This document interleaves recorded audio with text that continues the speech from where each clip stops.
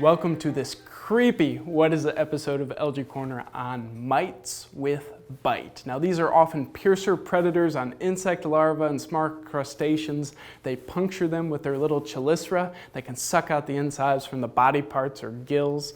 Many are parasitic on aquatic insects. They start their life cycle out attached to aquatic invertebrates like dragonflies and caddisflies and even mosquito larvae. Check out this video. There's a bunch of tiny small mites crawling on a roundworm. Ooh, sort of creepy looking, isn't it?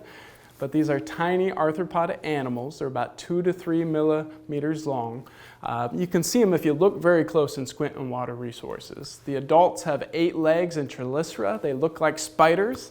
They're certainly in the same class called Arachnida with spiders. I can see the resemblance, can't you? A little creepy looking to me.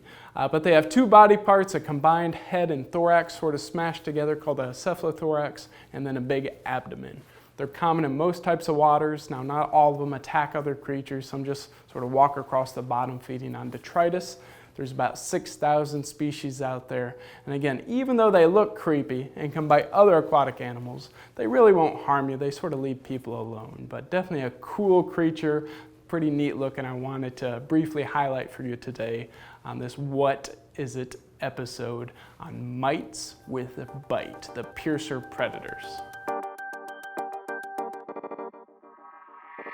If you have a problem with toxic or nuisance algae, CPRO can help you fix it. Give us a call, visit our website, or take a look at the rest of our videos for more information. Thanks for watching and subscribing to Algae Corner.